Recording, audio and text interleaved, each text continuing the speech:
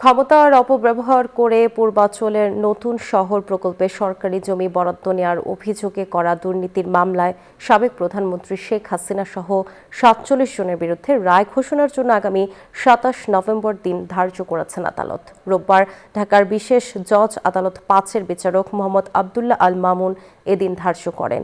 দুপুরে ঢাকার পঞ্চম বিশেষ জজ আদালতে উভয় পক্ষের যুক্তিতর্ক উপস্থাপন শেষে রায়ের তারিখ ধার্য করেন আদালত। মামলার একমাত্র গ্রেফতার আসামি রাজুকের সাবেক কর্মকর্তা খুরশিদ আলমের আইনজীবী যুক্তিতর্কে বলেন, সরকারি কর্মকর্তা হিসেবে ঊর্ধ্বতন কর্মকর্তার সব আদেশ পালনে বাধ্য ছিলেন তিনি।